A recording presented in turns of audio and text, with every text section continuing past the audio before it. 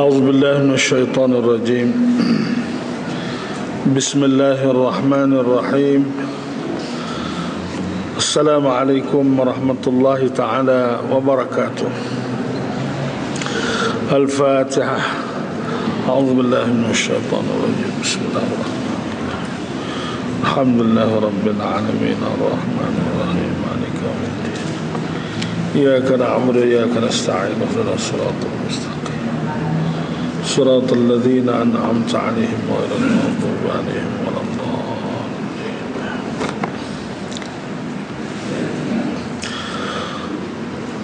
بسم الله الرحمن الرحيم. الحمد لله رب العالمين والصلاة والسلام على أشرف الأنبياء والمرسلين وعلى آله وصحبه أجمعين. سبحانك لا علم لنا إلا ما علمتنا إنك أنت العليم الحكيم ولا حول ولا قوة إلا بالله العلي العظيم.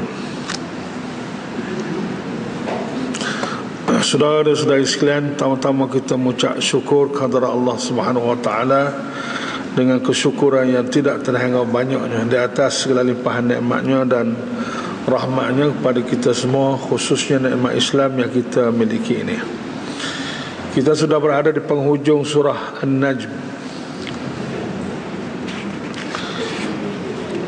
Kita akan mulai baca ayat yang ke-45 ayat yang ke-45 daripada surah An-Najm. Dan di akhir surah ini ada sajdah, disunat sujud sajdah, iaitulah pada ayat yang ke-62, fasjudu lillahi wa'budu. أعوذ بالله من الشيطان الرجيم. بسم الله الرحمن الرحيم.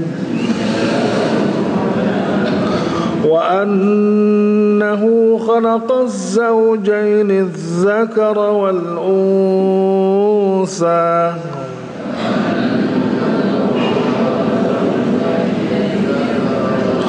من نطفة إذا تمنى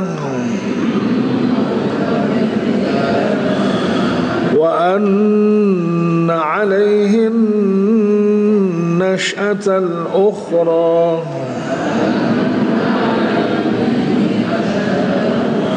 وأنه هو أغنى وأقنى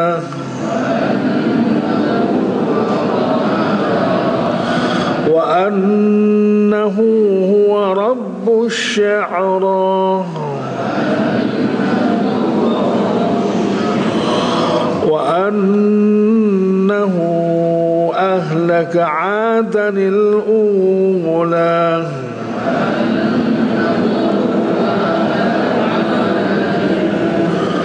وثمود فما أبقى وقوم نوح من قبل إنهم كانوا هم أظلم وأطغى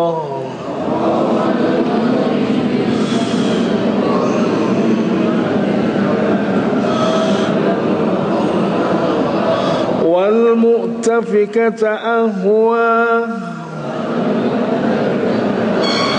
فغشاها ما غشا فبأي آلاء ربك تتمارى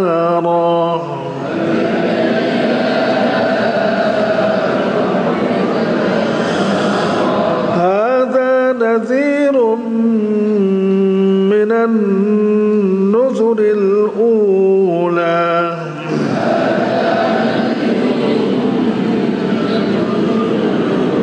أزفت الآزفة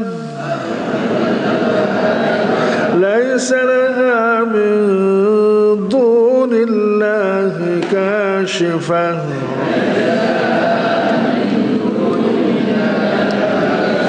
أفمن هذا الحديث تعجبون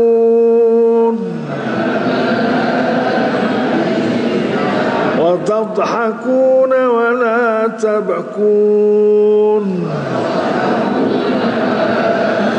وأنتم سامدون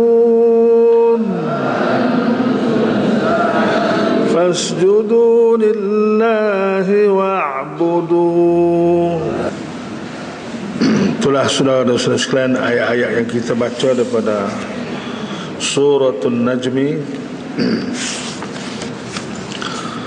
Sebagaimana kita sedia maklum bahawa dia punya kurikulum pendidikan dan pembangunan ihsan di zaman Mekah ni, dia tumpu kepada soal akidah, dan akidah Islam ni seluah kehidupan manusia itu sendiri. Tetapi kalau kita nak berkah, dia jadi dua berkah sahaja.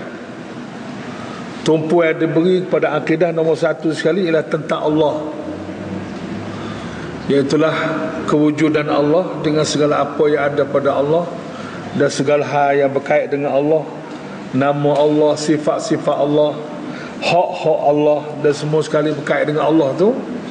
Itulah di antara perkara besar yang diberi keutamaan atau diberi pemusatan dalam pembangunan insan, dalam kurikulum atau pendidikan pembangunan insan di zaman Mekah. Nombor dua berkenaan dengan hari kiamat ataupun kehidupan sesudah mati. Dua perkara inilah yang diberi tumpuan oleh Al-Quran dan diberi tumpuan oleh Nabi sallallahu alaihi wasallam dalam kurikulum pembangunan insan di zaman Mekah. Allah dan selagi ialah masa depan manusia setelah mati ataupun dah hari kiamat. Man kana yu'minu billah wal yawmil akhir. Man kana yu'minu billah wal yawmil akhir. Siapa yang beriman dengan Allah dan hari akhirat. Itu di antara dua pokok. Dua pokok yang diberi tumpuan oleh Nabi sallallahu alaihi wasallam dan juga Al-Quran selama 13 tahun di Mekah. Sebab manusia ni kalau dia percaya kepada Allah, dia beriman kepada Allah, lepas tu dia beriman pada hari akhirat atau hari akhir dunia ni, maka manusia tu akan jadi baik, akan jadi sempurna molek. Tapi kalau dia punah sini, punah. Sebab tu soal ma'rifatullah, soal kenal Allah Ta'ala ni sangat penting. Punahnya manusia di zaman moden ni kerana manusia tak asyik berkenalan dengan Allah. Dia sombong, dia agah, dia berasa dia ni bukan Allah yang menciptanya, dia jadi sendiri gitu ya.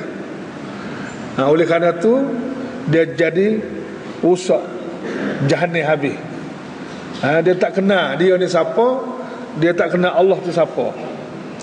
Sebab tu dalam Quran sebut dengan jelas bahawa manusia ni dia kena kenal diri dia, usul asal dia, sejarah dia lagu mana, dia daripada mana, asal usulnya lagu mana, ni duduk mana, lepas pada ni nak jadi lagu mana.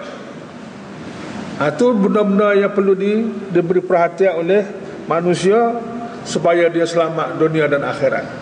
Sebab itulah sejarah manusia disebut dengan jelas dalam Quran, terutama sejarah kejadian manusia itu sendiri. Manusia ni merupakan ciptaan Allah. Ciptaan Allah dengan satu ciptaan yang sangat istimewa, luar biasa. Tak ada siapa manusia atas dunia ni yang boleh buat manusia kecuali Allah. Wa annahu khalaqaz zawjain, dan bahawa sesungguhnya dialah yang menciptakan manusia itu az-zawjain, berpasangan, az-zakara wal unsa, laki-laki dan perempuan. Dulunya manusia ni dalam bentuk roh saja-saja. Dulunya manusia ni dalam bentuk roh saja-saja, tak ada body, tak ada berapa. Lalu Allah Ta'ala pasal roh dengan jasad dalam perut ibu. Allah Ta'ala pasal roh dengan jasad dalam perut ibu, maka lahirlah dia sebagai seorang manusia yang ada bodinya. Ada body laki-laki, ada body perempuan. Itu sejarah manusia. Sejarah dia kena kenal diri dia ni, asal usul dia, supaya dia tidak sombong. Min nutfatin, dia ni asalnya lemah doa dalam manusia ni. Asal usul manusia ni sangat-sangat lemah, Jadi tak ada alasan lah untuk dia nak sombong. Dulunya min nutfah, dibuat daripada setitik air mani. Itu saja. Idza tumna, ketika dipancarkan ke dalam rahim ibu. Itulah orang panggil silsilah dia. Kejadian manusia dibuat begitu. Daripada setitik air mani yang sangat lemah, dan tak suka apa manusia nak jadi setara ni. Kalau tengok kau asal-usul dia tu, memang orang panggil tak suka lah nak jadi setara ni. Jadinya kita setara ni, ini semua adalah kerana rahmat Allah Subhanahu Wa Taala dan kelebihan yang Allah Taala bagi.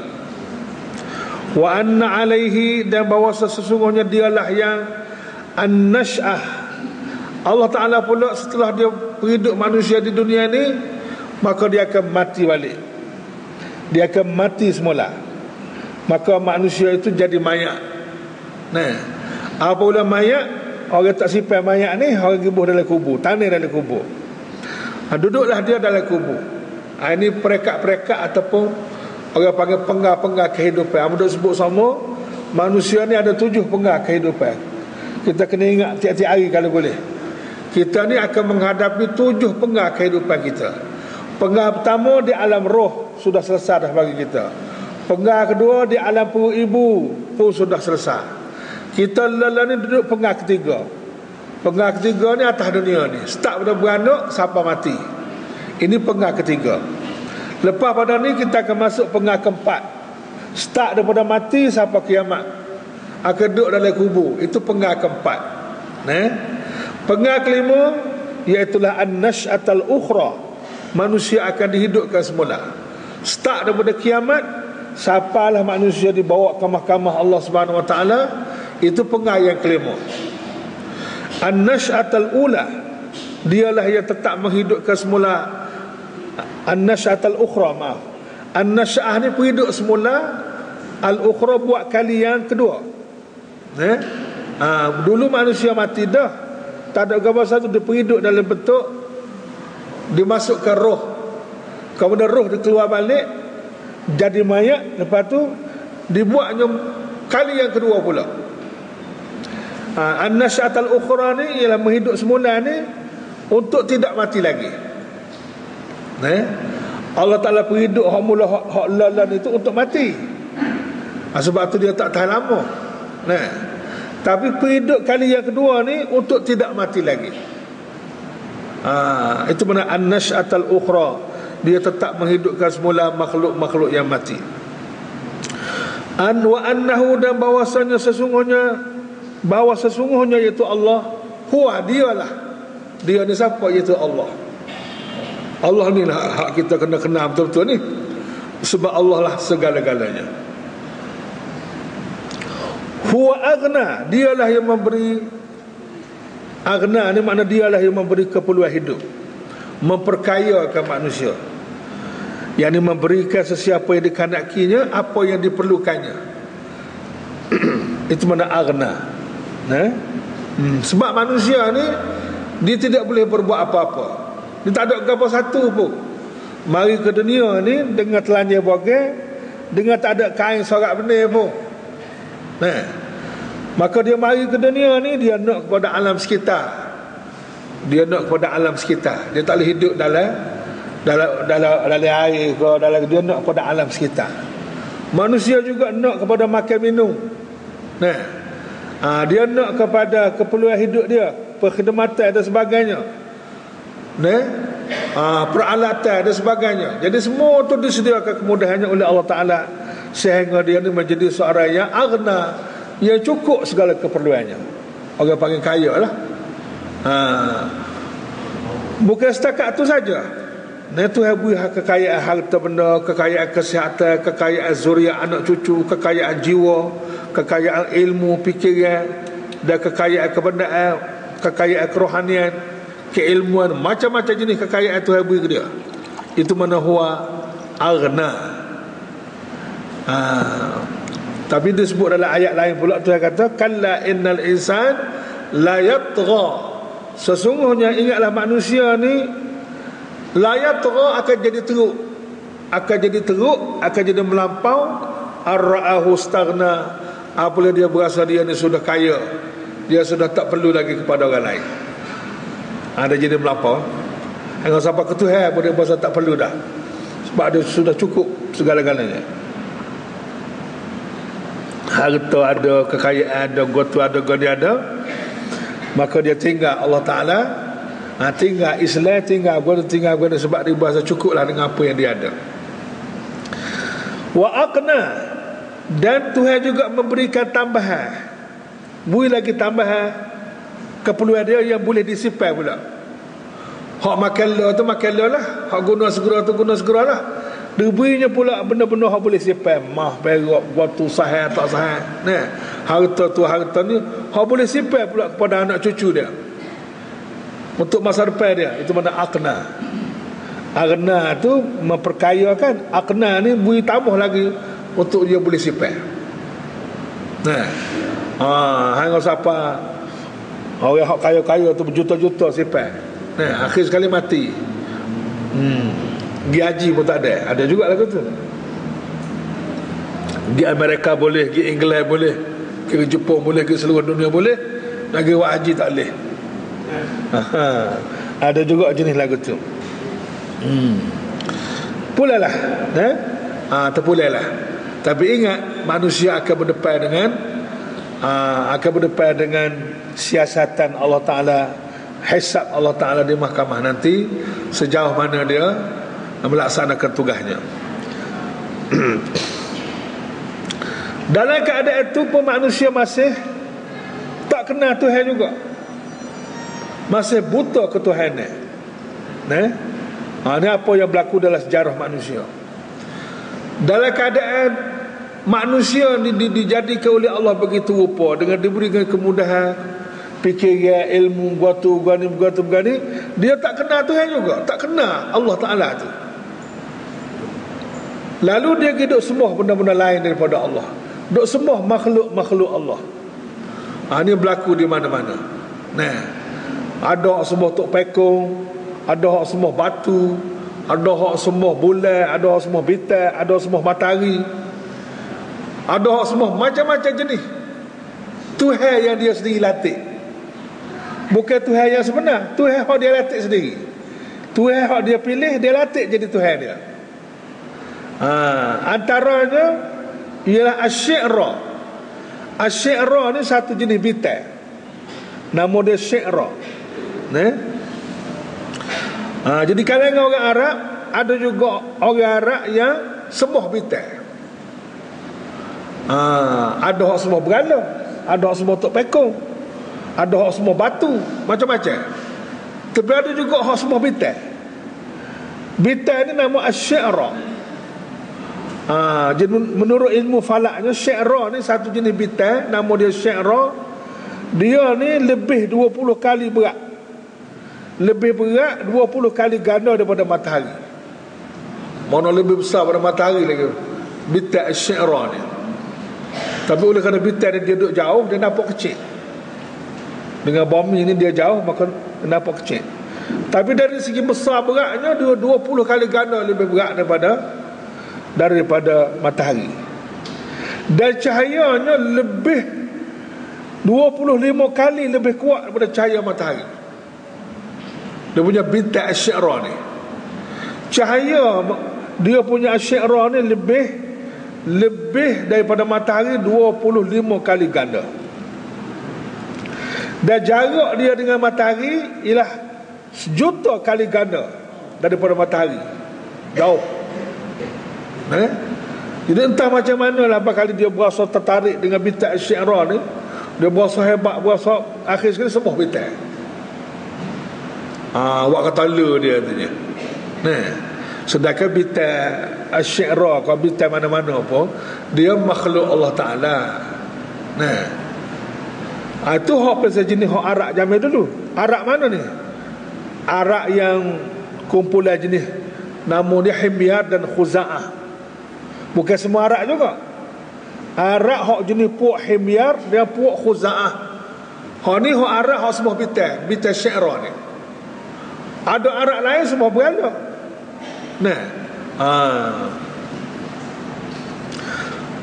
Orang mula-mula yang melantik Bintang Asy'ariyah jadi Tuhan, dan mereka semua bintang ni nama dia Abu Kabsyah. Abu Kabsyah. Nama orang pimpinan Arab jugalah. Dia lah mula-mula orang reka dan memperkenalkan sebuah bintang ni. Dia tak ikut hak puak-puak musyriki hak duk sembah berhala, dia tak ikut. Dia tak ikut puak-puak musyriki sembah berhala, dia buat agama suku sembah bintang. Ini puak-puak Himbiah dan Khuza'ah ni. Lalu Allah Ta'ala kata, apa yang kamu duk sembah bintangnya? Bintang-bintang tu makhluk. Bintang-bintang ni ada tuan dia, mu kena sembah tuan bintang tu lah.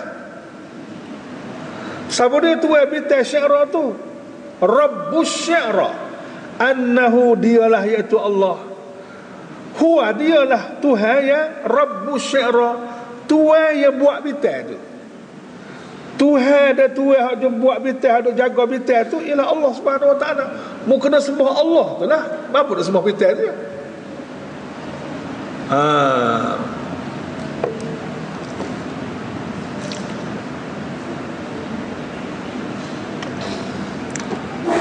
Sebab bintang tu makhluk, Tuhan bintang tu hak Tuhan sebenarnya. Supaya juga kita, orang yang bukan Islam kata, orang Islam duk marah ke puak-puak orang bukan Islam kerana sembah berhala, sembah tok pekong. Tu dia kata puak-puak orang Islam pun duk sembah Kaabah.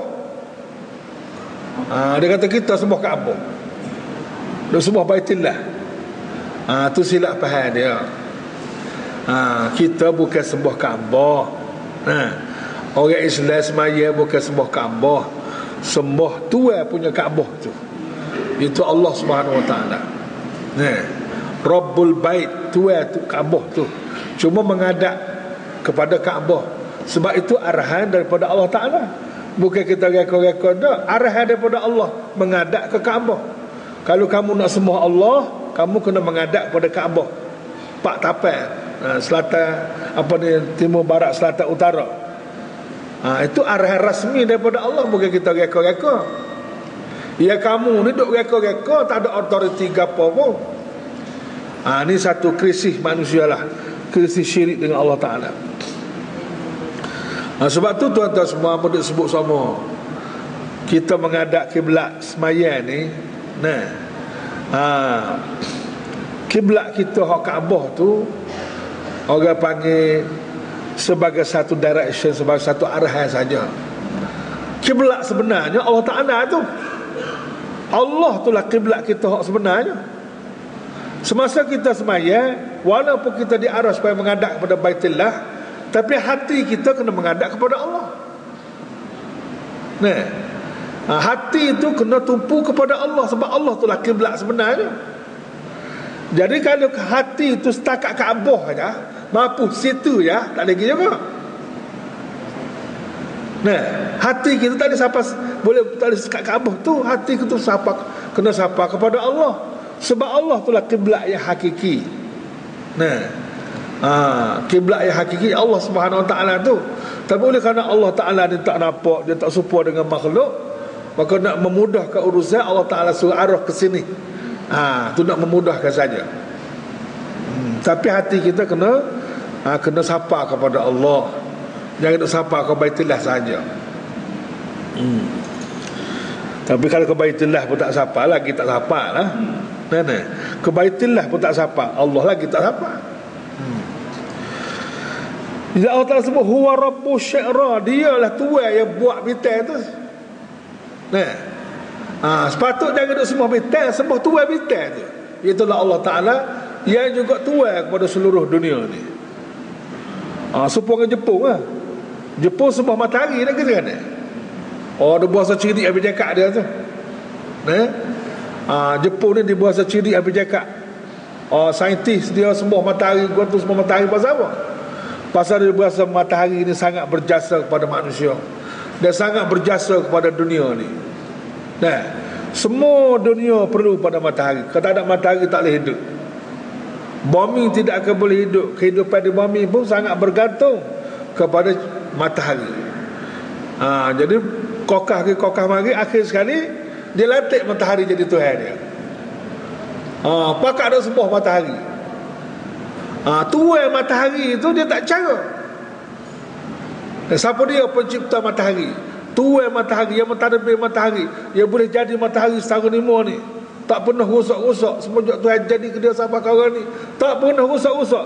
Tuhan itulah hebatnya, Tuhan sebenarnya. Tapi secerdik-cerdik Jepun ni dalam bab ni jadi bodoh. Pasal dia menolak wahyu, dia menolak Nabi, menolak Islam, jadi bodoh. Kalaulah puak-puak Himyar dan Khuza'ah tu sembah bintang, Jepun sembah matahari.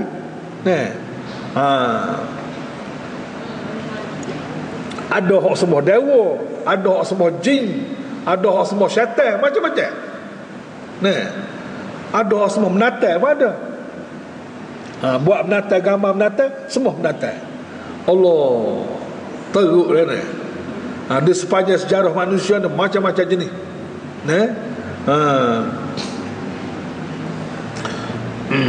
Sebab manusia ni dia lebih suka nampak.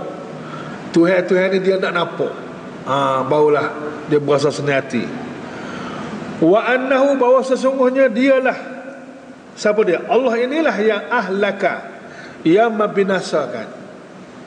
Banyak dah manusia-manusia sebelum pada ni hak jadi bahan tanah, orang panggil bahan tanah, binasa, diazab oleh Allah Ta'ala kerana mereka terderaka kepada Allah. Antaranya ialah kaum Ad. Kaum Ad ni kaum Ad yang mana? Kaum Nabi Hud. Ahlaka, dialah yang membinasakan dan menjahanakan dan kaum Ad, di mana kaum Ad inilah Allah Ta'ala atas Nabi Hud. Al-ula, yang hak mula-mula, generasi pertama dulu, hak lepas pada Nabi Nuh. Lepas pada Nabi Nuh, maka lahirlah satu kaum namanya kaum Ad. Dia ni adalah keturunan Nabi Nuh lah. Ad tu bin Aram, Aram bin Sam, Sam bin Nuh. Berapa keturunan tu? Nabi Nuh boleh anak nama dia Sam. Kemudian boleh cucu nama dia Aram. Aram tu boleh seorang lagi Ad. Ad ni jadi cicit lah, cicit Nabi Nuh. Cicit keturunan Nabi Nuh yang ketiga, keempat gitu. Jadi Allah Ta'ala utus nak betul hidup mereka ini di hantarnya Nabi Hud.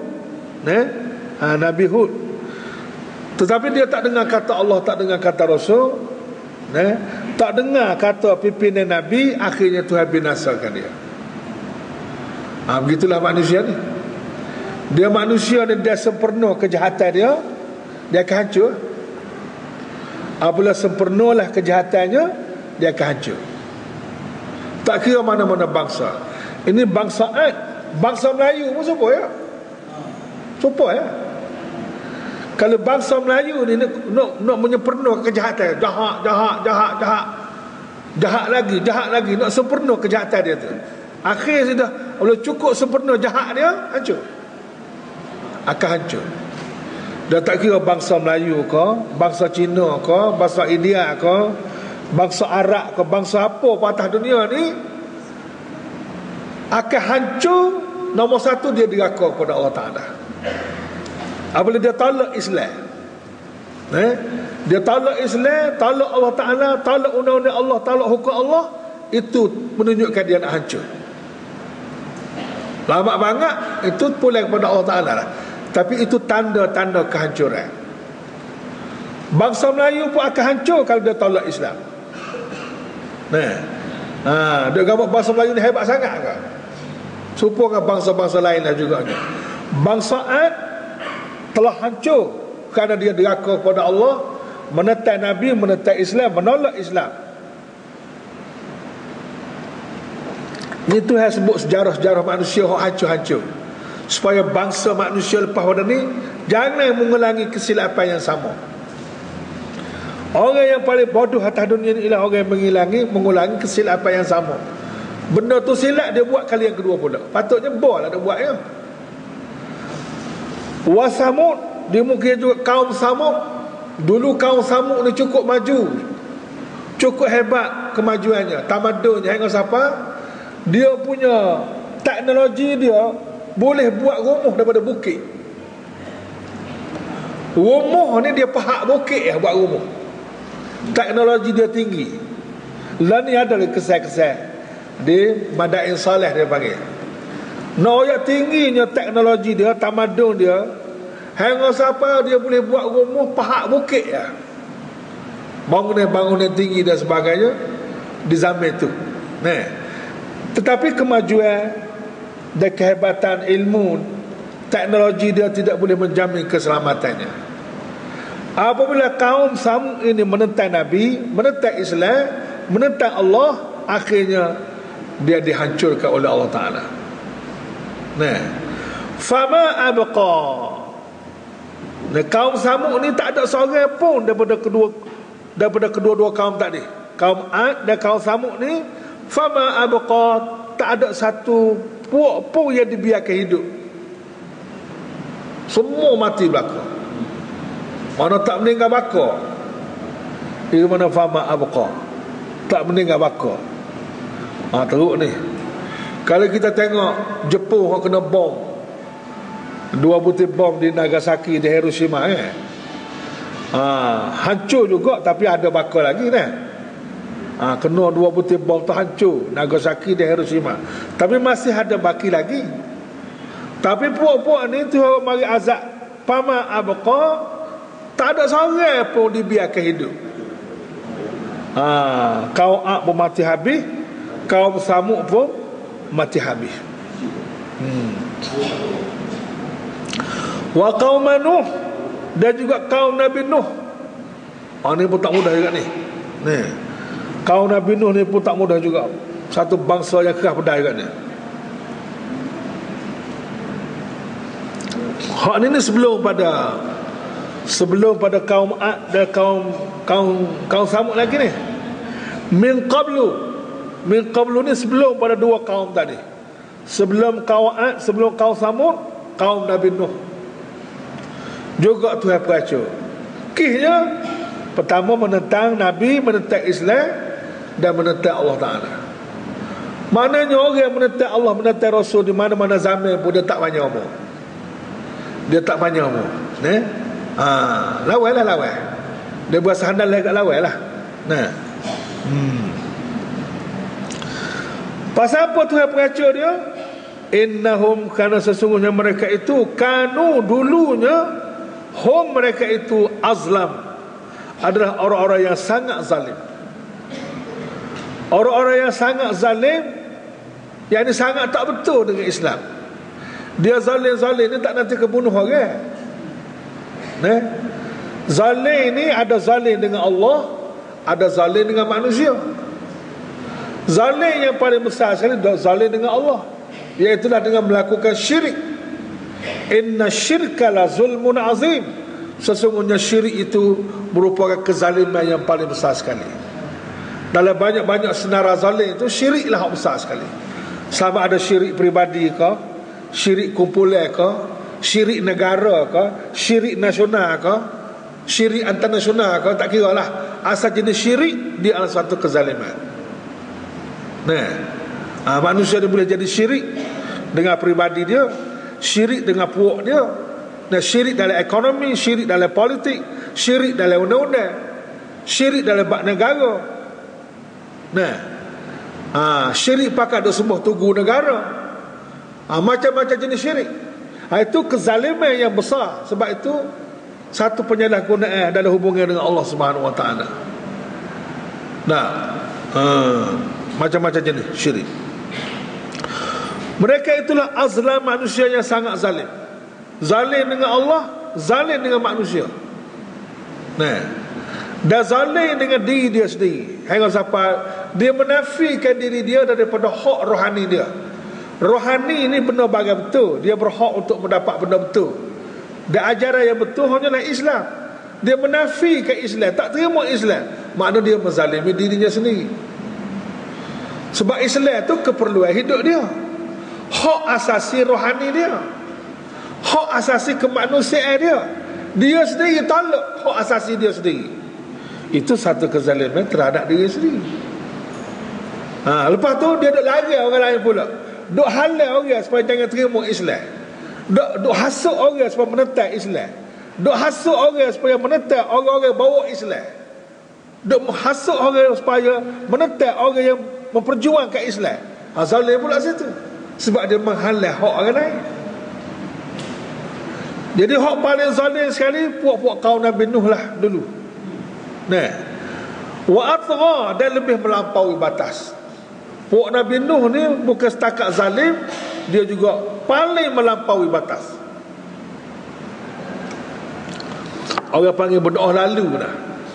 Dia menentang Islam tu sampai kau perekat, dia didik anak cucu dia. Maknanya bergenerasi.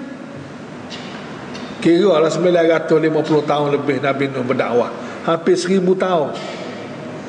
Tak boleh terima dia. Setiap ayah lahir saja seorang anak, apabila anak terkenal saja orang, dia royak selalu, ni Nuh ni orang belawak, orang bohong, orang menipu, orang jahat, mu jangan dia ikut dia. Dia sudah pesan dah kepada anak dia, jangan dia ikut Nabi Nuh. Melampau tak melampaunya.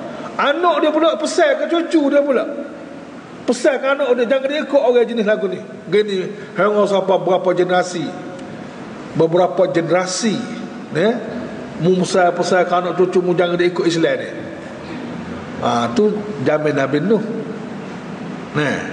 Jadi kalau lah kecelakaan Nabi Nuh ni, orang Melayu pula dia ambil kecelakaan puak-puak Nabi Nuh dulu, orang Melayu dah ambil, orang Cina dah ambil, puak-puak zaman ni pula dah ambil.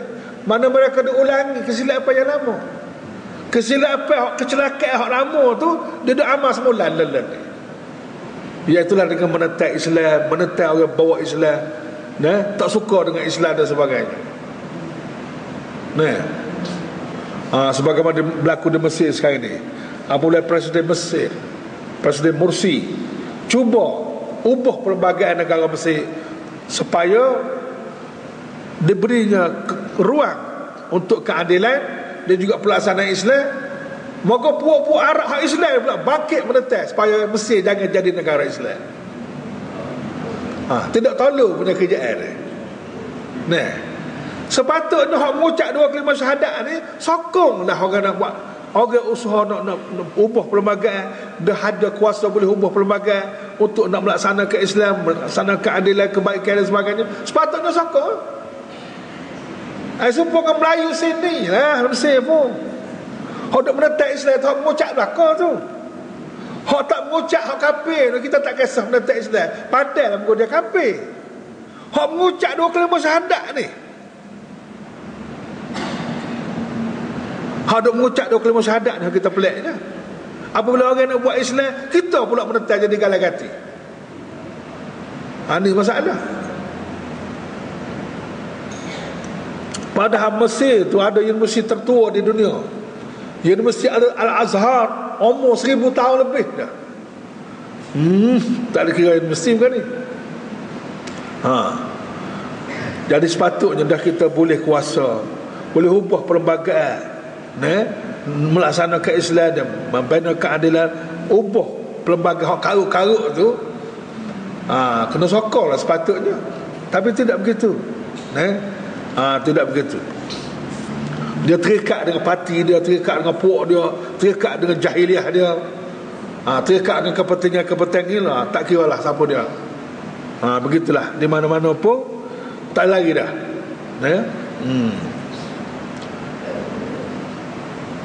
Dan kita harap Mursi ni merupakan seorang anak didik daripada Jamaah Islam Ikhwanul Muslimin. Ikhwan Muslimin satu jemaah Islam yang berjuang Islam selama 70 tahun lebih. Ikhwanul Muslimin ni diasas oleh Hasan Al-Banna yang mati syahid, dibunuh oleh Presiden Jamal Abdel Nasir satu masa dulu. Dia berjuang Islam di Mesir tu selama 70 tahun lebih. Tak boleh benar tu. 70 tahun lebih dengan orang dia dibunuh, mati syahid, Said Qutbnya gantung, dia mau masuk penjara segala macam. 70 tahun lebih berjuang Islam, baru Tuhan beri sedikit kekuasaan. Bukan senang. Tapi lah Tuhan beri peluang. Kalau nak lawan Islam, lawan ke. Tapi ingat, orang melawan Islam, orang melawan Allah Subhanahu Wa Taala. Orang melawan Allah Ta'ala tak panjang umur atas dunia ni. Bangsa mana pun dia akan hancur. Kalau bangsa Nabi Nuh pun hancur, bangsa Samud pun hancur, bangsa Melayu lagi-lagi lah. Tak sedut sombong lah. Tak sedut sombong dengan bangsa lah. Bangsa tidak akan kekal. Yang kekal hanyalah Islam. Yang kekal hanyalah Allah. Yang kekal hanyalah kebenaran. Tapi Allah Ta'ala kata bangsa Nabi Nuh ni memang kanuhum azlama wa atgha. Mereka tu cukup-cukup zalim dan cukup-cukup melampau.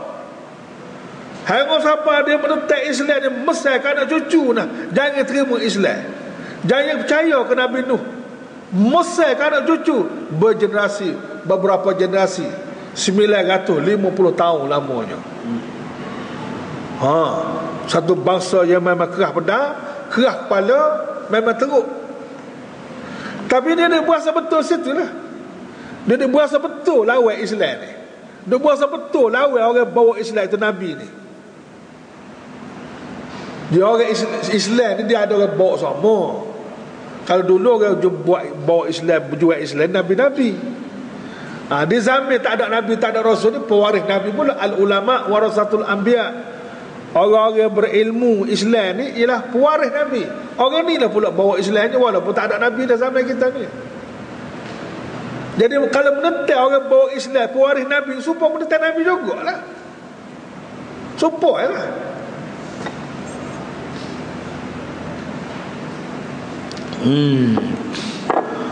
Ni Tuhan sebut sejarah ni, supaya kita berguru pada sejarah dan jangan mengulangi kesilapan sejarah.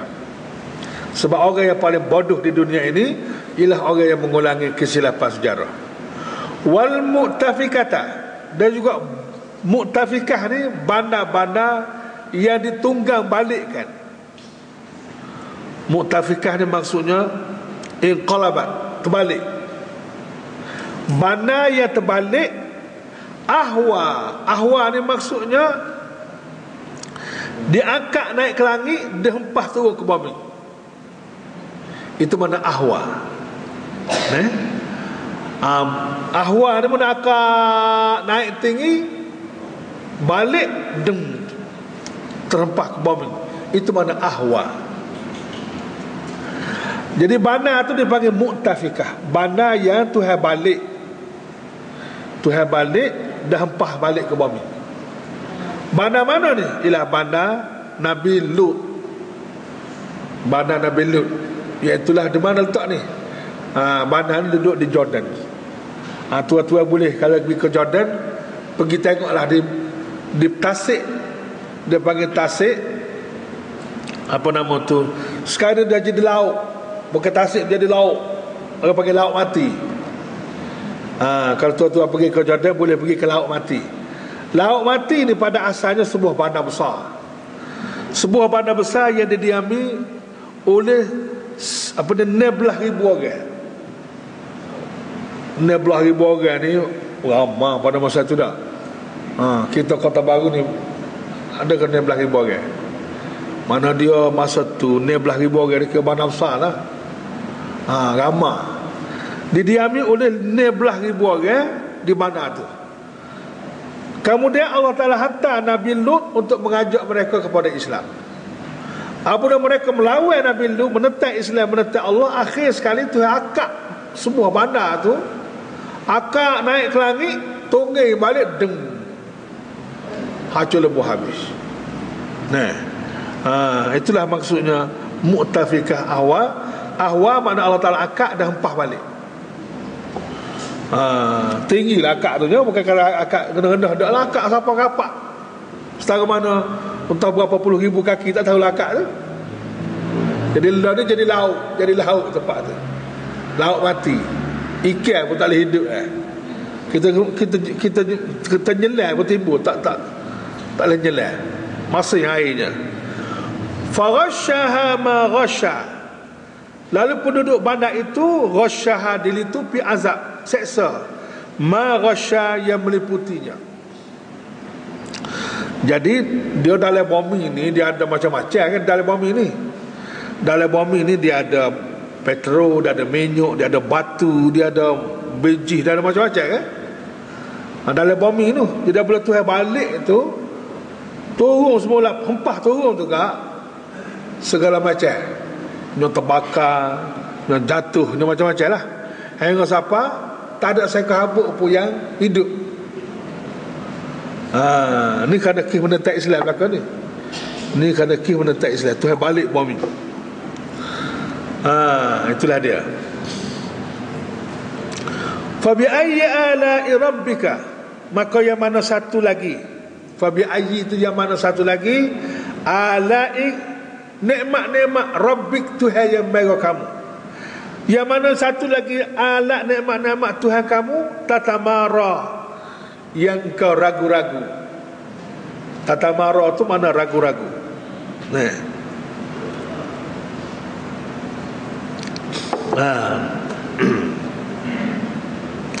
Nikmat Tuhan ni banyak. Nikmat ni makna kemudahan, kesenangan. Nikmat alam, nikmat ihsan, nikmat Islam, nikmat Quran, nikmat segala-gala nikmat ni setuai aja. Segala kesenangan, kemudahan ni setuai aja, iaitu Allah Subhanahu Wa Taala. Jadi dalam banyak-banyak nikmat ni, nikmat mana hak kamu tak boleh terima? Langit boleh terima langit? Amo rasa tak ada orang tolak langit tak? Ada orang tak boleh terima langit? Tak ada. Bulan bintang ada orang tak boleh terima? Udara ada orang tak boleh terima? Tak ada. Makanan ada orang tak boleh terima? Beras ke berapa hak Tuhan buat, ada orang tak boleh terima? Air ada orang tak boleh terima? Bumi ada orang tak boleh terima? Amo rasa nikmat-nikmat kebendaan tu boleh terima belaka. Jadi kalau semua nikmat kebendaan, kemudahan boleh terima, apa nikmat Islam tak boleh terima? Apa nikmat Islam tak boleh terima? Padahal nikmat Islam pun serupa dengan nikmat alam ni juga. Tuan yang sama untuk kepentingan manusia ya. Bukan Allah Ta'ala tak ada kepentingan apa. Tuhan buat alam, buat ihsan, buat Al-Quran, buat Islam ni satu package, satu tuan saja, iaitu Allah Ta'ala. Apa langit bumi kamu boleh terima, kemudahan-kemudahan lain kamu boleh terima, Islam tak boleh terima apa. Jahat tu dia panggil. Ketidak kerana jahat. Kalau tidak kerana jahat, dia boleh terima semua, bukan setuai aja. Dan benda tu untuk kepentingan manusia belaka. Apa hak tu boleh terima, hak ni tak boleh terima? Kalau tak boleh terima belaka, jangan terima belaka. Tak apa pula. Jangan tok bambu bombing, tolak makanan, tolak hak tu harta tu, tolak belaka. Dah sombong sangat kan? Tak lagi juga kan? Moga hak tu belaka. Al-mal malullah, harta yang ada ni semua harta Tuhan belaka. Jadi apa kalau harta Allah kamu boleh terima, tapi agama Allah kamu tak boleh terima, undang-undang Allah kamu tak boleh terima, padahal satu Tuhan aja. Dan untuk kepentingan semua manusia dunia dan akhirat. Sebab manusia ni dia tak sudah sini, dia sudah di akhirat tu. Apa dia berfikir sekat ni ya? Ni bunuhnya manusia ni. Sebab tu Tuhan tanya, fabi ayyi ala'i rabbika tatamara, maka yang mana satu daripada nikmat-nikmat Tuhan kamu yang tidak terhingga banyak itu yang kamu nak ragu-ragu, hei manusia. Dan kalau nikmat kebendaan kamu tak ragu-ragu, kamu boleh terima, apa nikmat Islam tak boleh terima ya? Kalau tak boleh terima, kau tolak semua lah. Tapi tidak gitu. Ni wak kejahat manusia ni. Hadza nazir. Al-Quran ini ialah nazir, pemberi amaran. Quran ini pemberi amaran. Nah, kita akan, kalau nak banjir dia ada amaran banjir, tidak gitu kan? Kalau gempa bumi dia ada amaran gempa bumi. Nah, apa lagi? Ombak besar di laut dia ada amaran ombak besar, kaji cuaca dan sebagainya. Dia ada amaran belaka. Tujuan amaran ni supaya orang ambil ingatan, jangan buat benda tu. Bahaya. Nah, api ada amaran, elektrik ke ada amaran. Awas. Nah, elektrik gini ada amaran. Jadi sepatutnya manusia terima kasih lah kepada pihak yang memberi amaran tu, kerana boleh menyelamatkan dia. Terima kasih sepatutnya. Quran ni pun nazir, pemberi amaran. Minan nuzuril ula, dari jenis-jenis amaran yang telah lalu. Allah Ta'ala beri amaran pada manusia start pada Nabi Nuh lagi. Dan Allah Ta'ala beri amaran dalam bentuk kitab. Hak dalam bentuk wahyu tu biasa satu hak dalam bentuk berkitab. Tauratnya, Injilnya, Zaburnya, kitab suhuf tak suhufnya. Hak akhir sekali ialah Al-Quranul Karim. Quran ni amaran Allah hak terakhir. Nah, sebelum pada ni banyak dah amaran-amaran hak telah lalu. Dan kita boleh buat bandingnya lah. Orang-orang yang melanggar amaran Allah Ta'ala hak zaman dulu, sama ada peribadi ke, masyarakat ke, negara ke, pemerintah ke, orang tak dengar, orang langgar amaran Allah ni, semua hancur berlaku. Sekuat-kuat Firaun, kerajaan Firaun, kerajaan paling kuat masa tu, tak ada siapa dia boleh lawan dia dengan ketenteraannya, kekayaannya, kehebatannya. Allah Ta'ala hantar beri amaran melalui Nabi Musa dan kitab Taurat. Firaun tak dengar amaran, hancur dia. Tu kerajaan Firaun. Kerajaan Allah ni lekeh lah. Kalau kerajaan Allah ni tak dengar, kerajaan manusia Allah ni tak dengar amaran Allah Ta'ala, dia akan hancur juga. Lama ke mangak ya.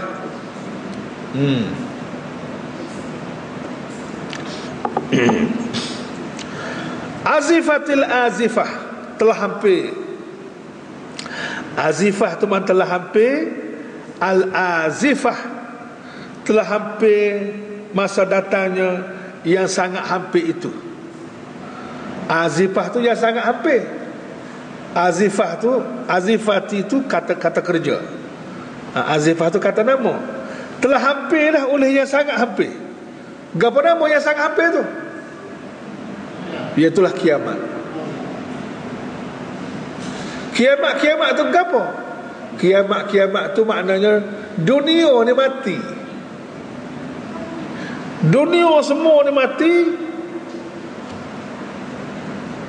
Dia panggil kematian global. Kematian global. Semua mati belaka. Nah, itu dia panggil kiamat. Dia kiamat ni ada dua. Mengikut Nabi nya kiamat ni ada dua.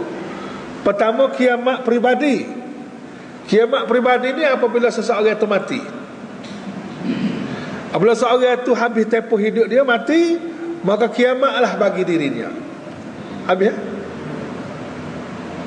Itu dia saja mati, orang lain tak mati lagi.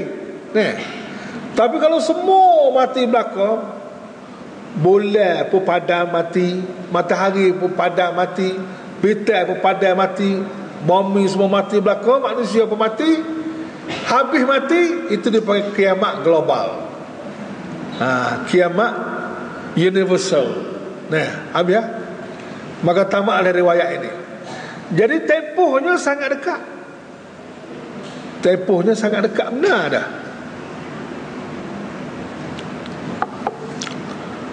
Tapi kemarin orang ada istiadah kiamat apa ya?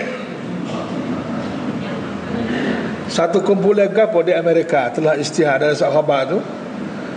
Dia telah ramu dan meramalkan, iaitulah pada berapa bulan? 21 bulan dah. 21 bulan 12 tahun 2012 akan berlaku kiamat. Lama dah dia istihar bagai tu. Mana kemarin lah 21 ya. 21 bulan 12 tahun 2012 akan berlaku kiamat. Tak jadi kiamat tak jadi. Mana belawuk lah tu. Ni, dia bagi kiamat-kiamat ni bukan kerja dia. Cuma Allah Ta'ala tak tetap tarikh bila-bila. Dia tak ayat tarikh kiamat tu. Cuma dia ayat kiamat ni sangat-sangat dekat. Sangat-sangat dekat. Dan dalam satu hadis Nabi kata, bu'istu, aku dibangkit menjadi Nabi, wasa'ah, dan tarikh kiamat kahataini, supaya kedua ni. Ni aku dilantik jadi Nabi, ni kiamat.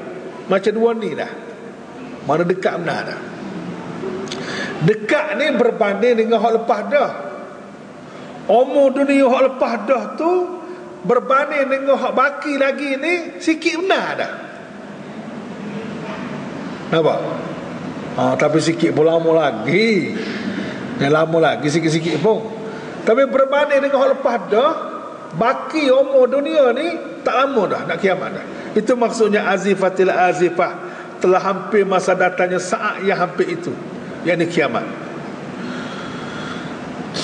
Tuan-tuan semua, kiamat tak penting bagi kita. Yang pentingnya persiapan kita untuk kiamat. Itu yang penting.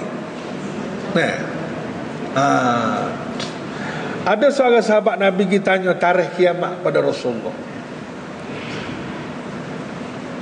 Dia kata, ya Rasulullah, bila agak tarikh kiamat? Tak tahulah sebab kawan ni kita tanya gitu tu lagu mana. Dia kata, Rasulullah tanya balik. Dia kata, maknanya tarikh kiamat tu tak penting. Rasulullah tanya balik soalan. Ya, kamu ditanya tarikh kiamat bila-bila tu, apa persiapan kamu untuk menghadapi kiamat tu? Persiapanmu tu gapo? Tu Rasulullah tanya balik. Kiamat tu memang berlaku, akan berlaku lah bila-bila masa saja.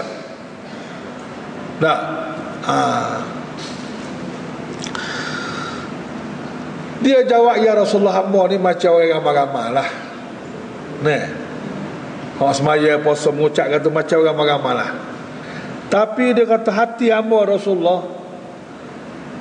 hati hamba ni saya sungguh-sungguh dah kepada Rasulullah. Hak tu bakal beza dengan orang lain. Hak lain-lain tu supo je, semaya puasa ke apa wajib-wajib tu supo je. Tapi hati hamba ni saya berdoa nak ke Rasulullah. Jawab Rasulullah, al-mar'u ma'aman ahab, seseorang itu akan bersama dengan orang yang dia sayang. Dia duduk atas dunia ni, dia sayang siapa?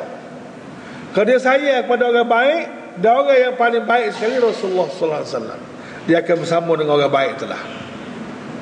Tapi kalau hati dia sayang kepada orang jahat, dia akan bersama dengan orang jahat itulah. Seseorang itu akan bersama dengan orang yang dia sayang atas dunia siapa? Dia ada hubung kait dengan kasih sayang. Sebab manusia ni juga dia akan ikut orang dia sayang tu. Kalau dia sayang ke orang jahat, dia sayang ke puak jahat, dia ikut orang jahat tu. Mau tidak, dia tak masuk puak tu rasa lah, kalau dia tak sayang.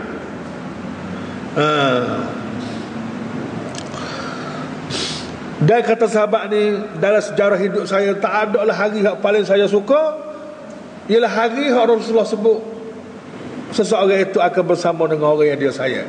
Hari inilah hari yang aku suka sungguh-sungguh dalam hidup aku, sebab aku sangat-sangat sayang kepada Rasulullah sallallahu alaihi wasallam. Bapa dia sayang ke Rasulullah? Pasal Rasulullah itu disayangi oleh Allah. Pasal Rasulullah itulah yang akan nak tupai dunia akhirat. Pasal Rasulullah lah yang membetul hidup dengan Islam, memimpin dan sebagainya. Banyaklah benda yang menyebabkan dia sayang tu. Bukan kerana dunia. Laisa laha min dunillah kashifah. Laisa laha ni tidak ada siapa pun terhadap kiamat itu min dunillah selain daripada Allah, kashifah, ia mengetahuinya. Itu satu tafsir. Mana tak ada siapa pun yang tahu bila nak kiamat tu. Itu mana laisa laha min dunillahi kashifah. Itu satu tafsir. Tafsir yang kedua pula, tidak ada siapa pun selain daripada Allah yang dapat menahan atau menghilangkan huru-hara hari kiamat tu. Ada dua tafsir. Tak ada siapa pun yang boleh apa menyelamatkan seseorang hari kiamat ni kecuali hanyalah Allah. Mana Allah ni sangat-sangat penting. Allah ni sangat-sangat mustahak. Sebab tak ada siapa boleh tolong kita semasa berlakunya huru-hara hari kiamat ni, hanyalah Allah sahajalah. Itu satu tafsir. Satu tafsir lagi, tak ada siapa yang tahu tentang tarikh kiamat ni bila-bila kecuali hanyalah Allah. Sebab kiamat ni termasuk dalam perkara gaib yang paling rahsia. Perkara gaib yang paling rahsia. Jadi kita orang biasa ni usah ke kiamat. Tarikh pilihan raya pun tak tahu bila-bila.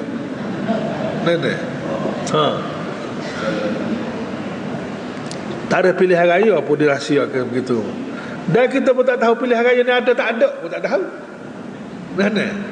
Boleh jadi tak ada pilihan raya dah. Pilihan raya apa dah tentu nak kalah pilihan raya apa. Ada juga orang fikir lagu tu. Jadi satu hal pula situ. Afamin hadzal hadis ta'jabun. Sikit lagi dah. Afamin hadzal hadis, maka patutkah kamu ta'jabu, merasa heran? Berasa heran, berasa pelik, dan berasa luar biasa. Dia berasa Quran ni tak betul. Al-hadis di sini makna Quran. Asal makna hadis-hadis ni percakapan. Asal makna hadis percakapan. Sebab tu percakapan Allah Ta'ala pun dia panggil hadis juga. Quran ni kalamullah, percakapan Allah, maka dipanggil hadis juga dari segi bahasa lah, dari segi bahasa.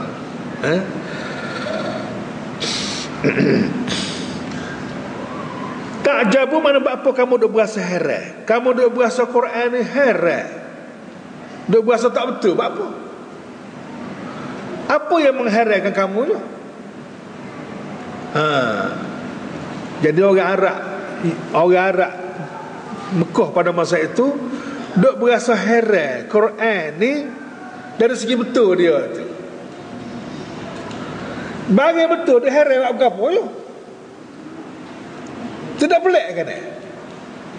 Duk heran apa dah tahu dah bagi tu betul, tak terima lah. Apa duk kocak-kocak lagi ni?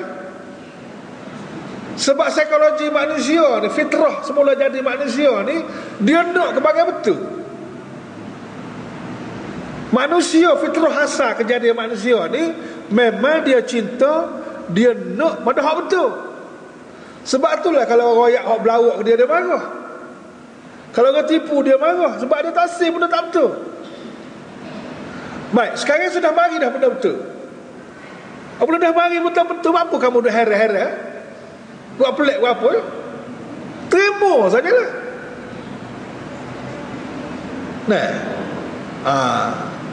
Ni yang berasa pelik lagi pak kita ni. Jadi Islam tu hak betul. Undang-undang Islam dan gapo hak daripada Islam ni, start pada A sampai Z Islam ni, bendanya sudah dijamin betul daripada Allah Ta'ala. Pelik apa je, dia heran apa je. Apa dia berasa heran pula Islam ni. Macam mana Islam boleh buat dalam masyarakat majmuk? Malaysia ni ada India, ada Iklim, ada Kapir, ada Islam, ada macam-macam. Macam mana nak buat Islam di Malaysia ni? Jadi berasa pelik adanya. Jadi kebaikan menjadi satu keganjilan adanya. Jadi hak betul ni berasa pelik. Hak tak betul, hak igris, hak berapa, hak karuk, hak jahat tu, dia berasa tak pelik pula. Dia ambil undang-undang orang putih, dia ambil undang-undang penjajah, dia ambil undang-undang hak jahat, hak tak betul dengan Islam. Dia guna undang-undang ni, dia paksa orang Islam terima. Dia guna undang-undang ni ke atas orang Islam. Tak berasa bersalah pun. Kerajaan Malaysia tak pernah berasa bersalah. Dia guna undang-undang hak tak betul terhadap orang Islam. Kerajaan Malaysia tak pernah berasa bersalah. Ini satu jenayah besar. Sebab tu Nabi kata, Inna Allah la yakbalu salata imamin yahkumu bi ghairi ma anzalallah. Allah Ta'ala tak akan terima semaya seorang pemimpin yang memerintah dengan undang-undang yang lain daripada Allah. Tuhan tak terima semaya pemimpin itu, sebab dia penjenayah kepada umat Islam. Boleh tengok hadis ni dalam kitab Al-Kabair, dosa-dosa besar. Inna Allah la yakbalu salata imamin, Allah Ta'ala tidak akan terima semaya seorang pemimpin yahkumu bighairi ma anzalallah, dia memerintah dengan undang-undang yang lain daripada undang-undang Allah Subhanahu Wa Ta'ala. Tapi royak dah Gajah Rimah pun dah mati rasa, habis, tak ada puasa kau satu. Ini masalah. Dan inilah pertembungan yang paling besar di antara kepimpinan ulama dengan kepimpinan juhalat zaman kita ni. Kepimpinan ulama ada pengikut dia, kepimpinan juhalat jahiliah ni pun ada puak dia. Bertemu dua ni, dia akan berlawan sampai kiamat. Lepas tu pilihlah anda duduk balik mana. Pilih. Dah tahu dah Quran ni betul, apa yang kamu duk berasa heran, duk berasa pelik, duk berasa luar biasa? Sebagaimana yang berlaku dalam masyarakat Nabi Lut, Nabi semasa dulu, di mana kebaikan menjadi satu keganjilan. Pemimpin masyarakat kaum Nabi Lut kata, akhriju ala lutin innahum unasun yatatahharun. Kamu kena hamba keluar. Pemimpin masyarakat Nabi Lut ni kata, kamu kena hamba keluar Nabi Lut dan puak-puak Nabi Lut ni. Apa? Dia jahat ke? Dia makan rasuah ke? Dia penipu ke? Da innahum unasun yatatahharun. Sebab puak ni puak orang yang bersih berlaku. Jadi kalau puak pemimpin ni bersih, bagus, molek, kita orang jahat ni susah nak cari makan. Kalau pemimpin tu baik, bersih, susah kita puak jahat nak cari makan. Oleh kerana tu kita jangan elok dia jadi pemimpin. Kita kena hambak keluar puak ni, jangan biar jadi pemimpin. Sebab puak-puak ni ya tatahharun, puak yang suci-suci bersih, puak juju. Jadi kebaikan menjadi satu keganjilan. Benda baik pula jadi ganjil. Benda pelik. Patut tak pelik lah benda baik, sebab benda baik ni sesuai dengan fitrah manusia. Jadi manusia sudah jadi luar tabi'i. Apabila manusia sudah rusak fitrah dia jadi luar tabi'i, maka benda baik itu jadi luar biasa bagi dia. Tak boleh terima. Sebab tu Tuhan kata, apa min hadzal hadis ta'jabun. Patutkah kamu merasa heran akan keterangan-keterangan Al-Quran sehingga kamu mengingkarinya? Wa tadhakun, serta kamu tadhakun, mentertawakannya, mengejek-ngejeknya. Kamu duduk mempersenda-sendakannya. Ni. Jadi salah satu sifat orang kafir ni, kafir zaman dulu, kafir klasik dulu. Kafir klasik dulu zaman Mekah lagi, dia mempersenda-senda, dia mengejek-ngejek Quran, mengejek-ngejek Islam ni. Tu kafir klasik. Jadi kalau ada orang Melayu duk mengejek Islam, bangsa apa mengejek Islam zaman ni, kafir jugalah dia nya. Serupa dengan kafir zaman dulu lah.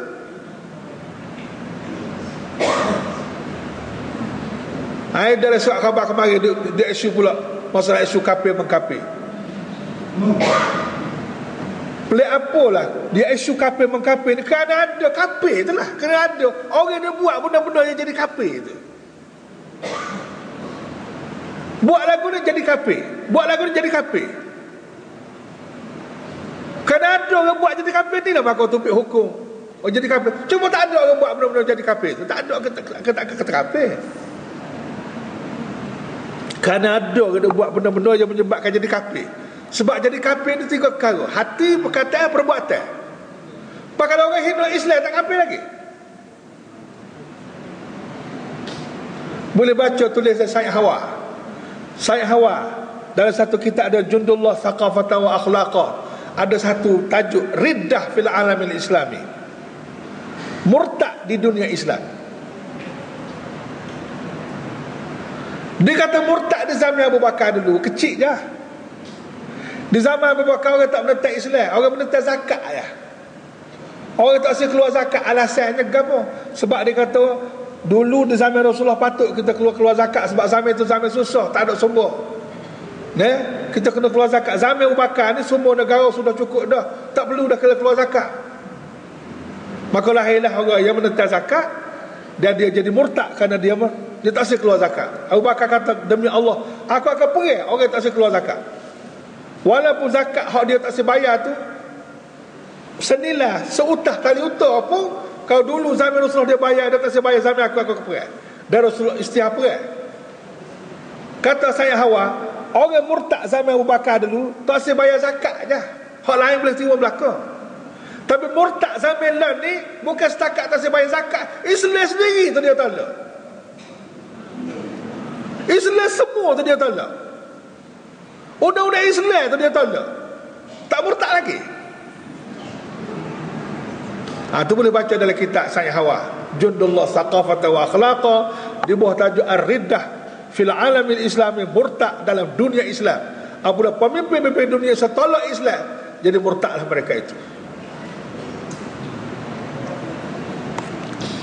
Bukan kita yang kata. Sayyid Hawa ni seorang ulama besar dunia, bukan orang main-main. Orang Malaysia ni ujung kuku dia dah. Tak ada padan. Tak ada padan. Dia ni guru, maha guru pada guru-guru dunia. Mufti-mufti Malaysia ada mengaji dengan dia belakangnya.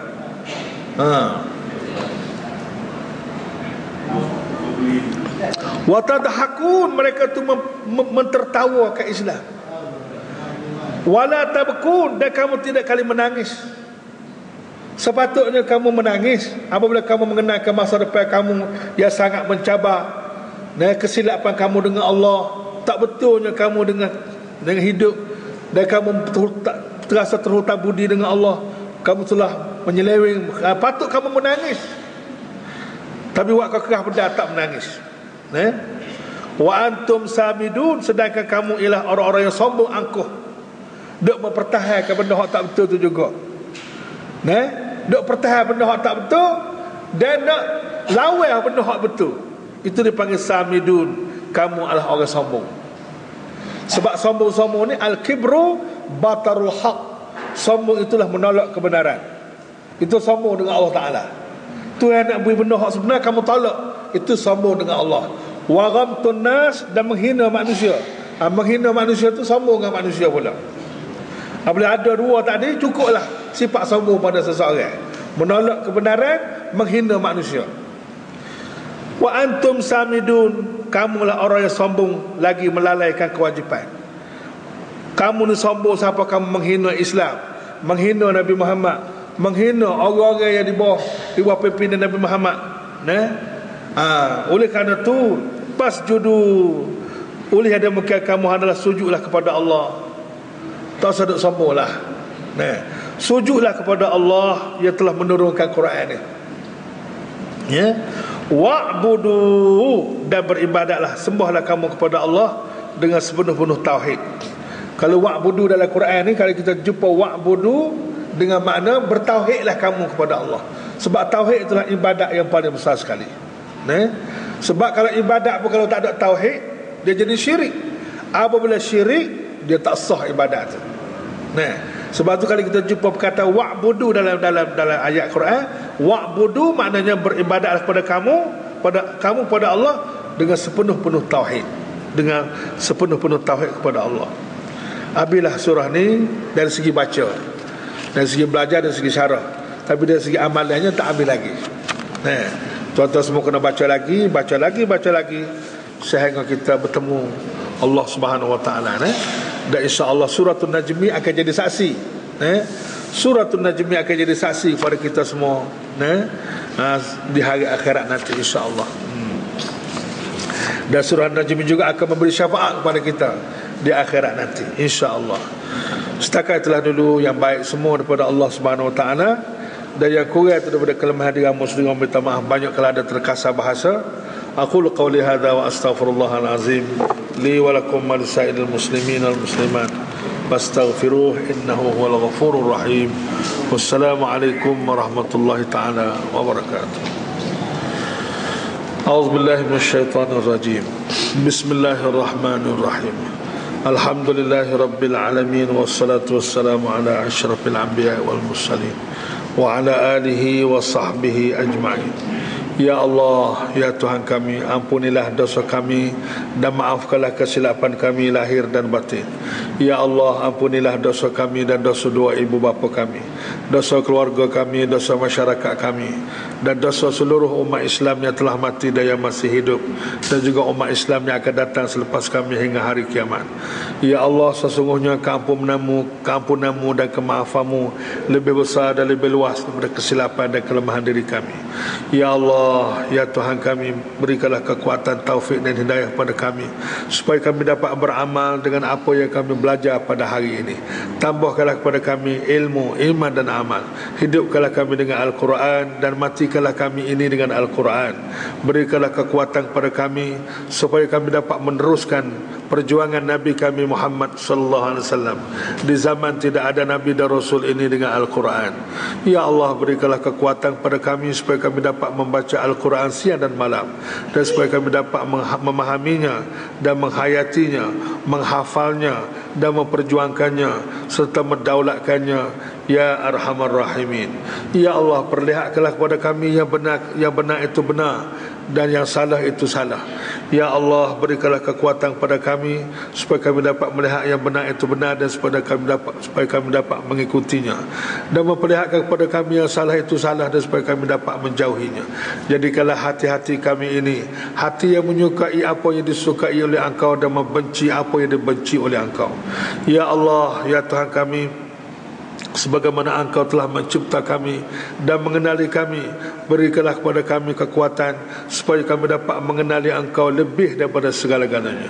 Ya Allah, perkenankanlah segala permohonan kami, mustajabkanlah segala doa kami, tunaikanlah segala hajat kami, selesaikanlah segala masalah kami, bayarkanlah segala hutang kami, sembuhkanlah segala penyakit kami, kuatkanlah segala kelemahan kami, sempurnakanlah segala kekurangan kami, jayakanlah segala usaha kami, lariskanlah perniagaan kami, satukanlah hati-hati kami, menangkanlah perjuangan kami dengan berkat Nabi kami Muhammad sallallahu alaihi wasallam, dengan keramat Al-Quranul Karim, dan dengan berkat amalan kami yang paling ikhlas.